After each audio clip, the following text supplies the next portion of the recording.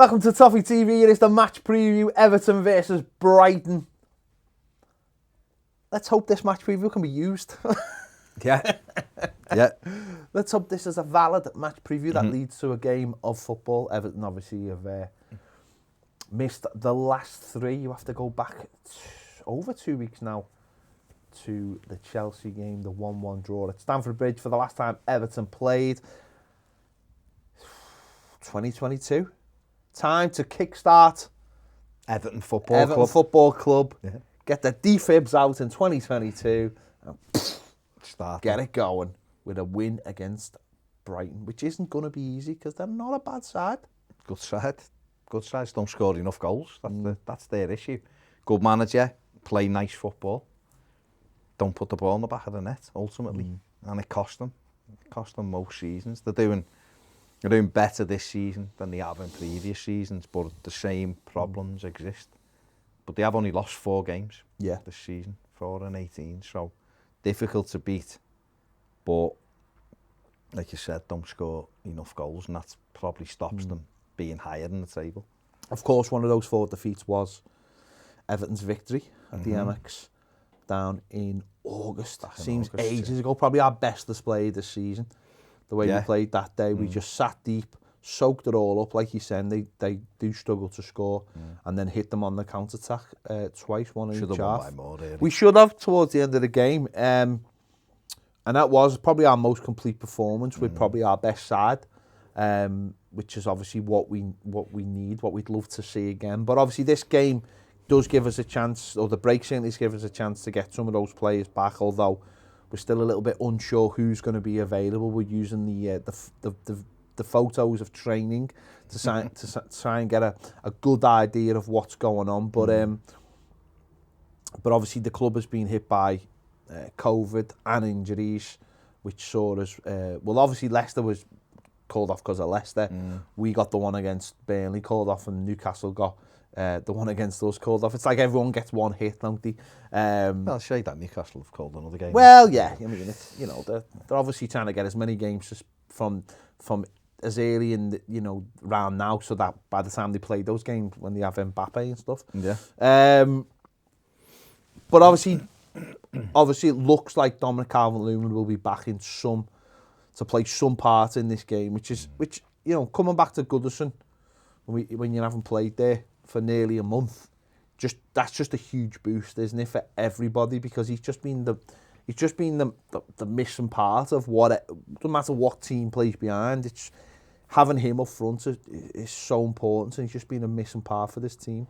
He's only played 1 game at Goodison this season, which was day 1, and he played with a broken toe. So he hasn't been fit right from the get-go, has he? And the team missing its focal point, and it's been missing. It's since the end of August. Brighton was the last game he played, and he come off in that one with the injury, the quad injury. So it's huge to have him back. I think whichever, like you say, whichever form that takes, whether he starts the game, I imagine he will start. Yeah. I imagine he'll try and get an hour out of him, and then it'll be up to whether Rondon's fit or not, I don't know, or whether it'll be Lewis Dobbin or Ellis Sims will play the last half an hour. But it's massive for Everton, because to have someone, a penalty box striker like he is, available again will give us a huge boost.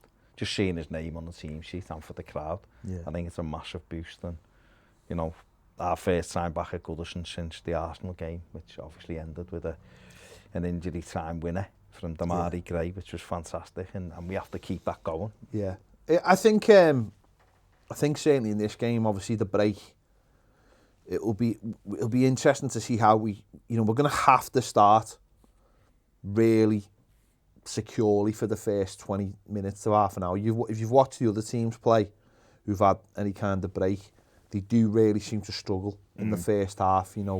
Watched a bit of the Burnley Man United game. Well, Rangnick said, didn't he? You could see them struggling. Man United before that, when they played Newcastle, they struggled.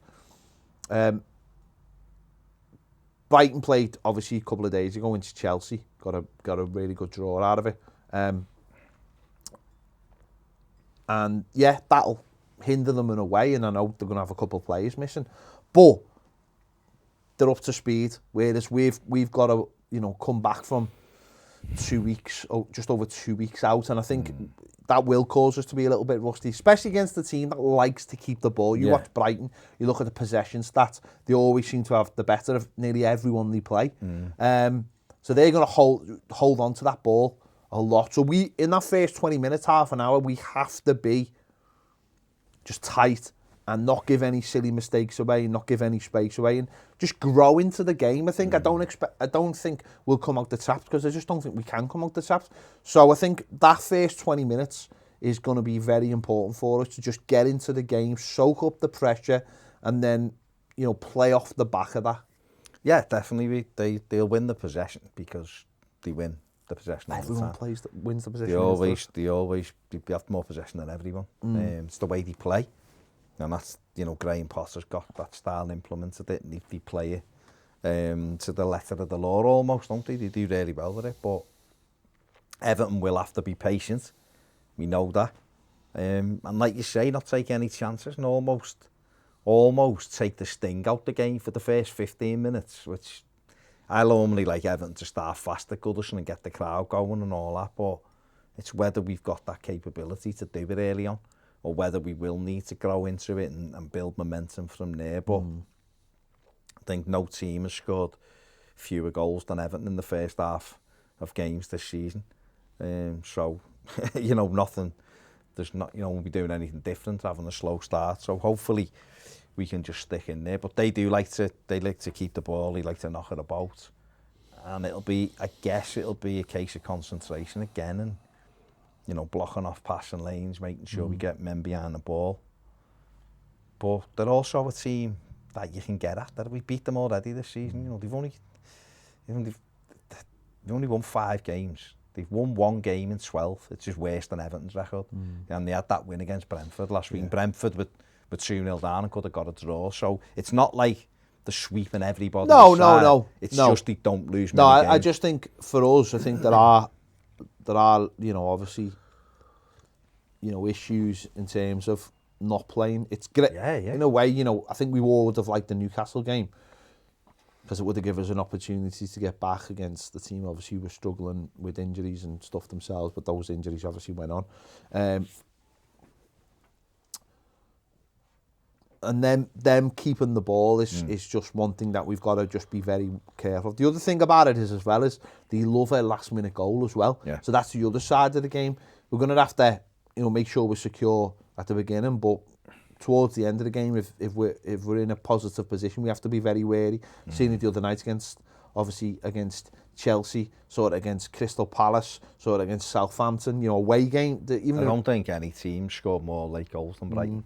In away games, they never give up. They've got that. There's definitely a spirit and an attitude amongst them. You were 2-0 down at Anfield. Yeah, pulled it back, and obviously, they should have won that by all accounts as well. They should have won that. So, this is a very tough game. Like you said, these are a Dominic Calvert-Lewin away from being a team that can get into Europe without a doubt. Graham Potter, who a lot of people wanted to come to Everton. I personally don't think the circumstances were right for him. But a lot of people want him because he is someone who looks like he's building something. And at whatever time he feels right, we'll take the next step, whatever that may be.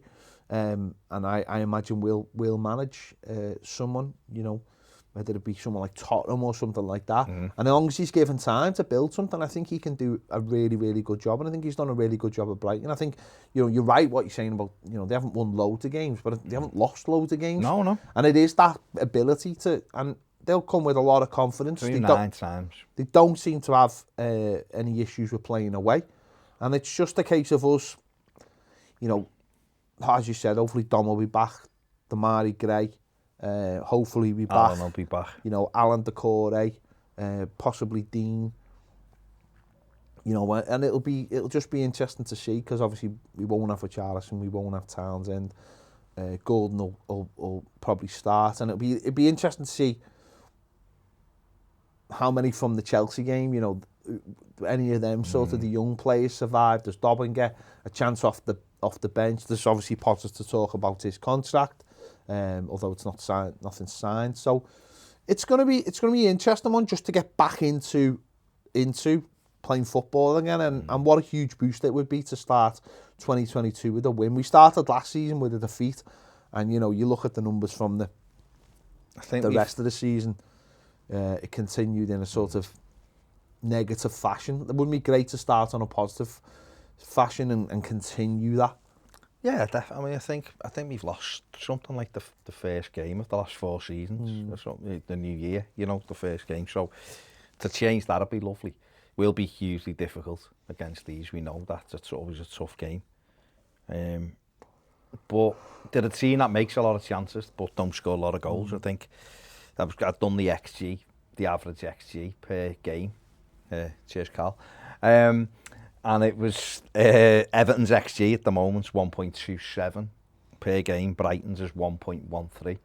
So Everton basically are better, more efficient at taking their chances, and I guess create better quality chances than what Brighton do. But Brighton creates much more chances than Everton, just from the way they play. And I think it's that confidence that they play with, that it's why they do well away from home, because they've got a set way of playing. So they're doing it every week, creating the same thing. And it's, can you get it right at both ends of the pitch? Everton did this under Martinez. I think Everton won the possession more times than most teams under Roberto Martinez. We had a way of playing. The problem was we didn't get it right at both ends. We had it half right at one end with Rom, and we just let millions of goals in. Well, these don't do that. Brighton are much better at doing it like that. And I think if you get this way of playing right, you almost become Man City, don't you? It's what City do, so it's the same thing over and over again. That's what Brighton do. I think it's the goals are the real issue for them. You said it before, they're a goal scorer away, but Everton have had 10 different scorers this season. Brighton have only had 6, and we bemoan the lack of goals in our team. Yeah. So when you look at for Brighton, given the amount of chances they create, that must be a real frustration for Graham Potter that they haven't been able to get more goals. Yeah, do you think obviously Everton they'll have Dominic Calvert-Lewin, whether he starts or not, I don't know. Gray, Gordon, we are lacking Richarlison and Townsend. So do you think we'll stick with 3 in midfield, because it looks like he's got Doucouré, Allen, Tom Davis and Andre Gomez available for the game? So obviously, do you think 3 out of... as well? Sort of. Come on, at Chelsea. Do you think 3 out of that 4 may possibly start for us? Because obviously, the way these play, let's just have a little look at their team. The way they set up, obviously 3-4-2-1. Again, that central area is going to be very congested. Do you think we have to, again, stick that 3rd man in there and maybe start with Tom Davis and Allen and allow Doucouré to move forward a little bit and be that extra man in midfield?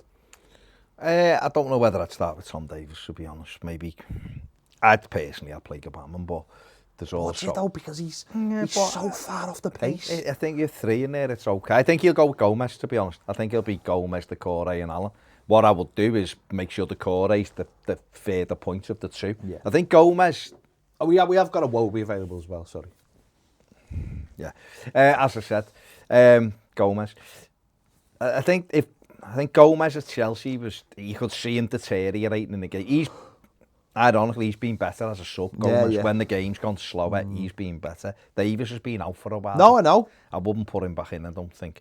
But we don't know how long he's been training for, though. No, but I think if you've got 3 men in there, to me, Doucouré has to be the one that breaks forward, because he can be the one that unlocks it, because he's running from deep. I mean, Brighton have played most games with a 3-5-2.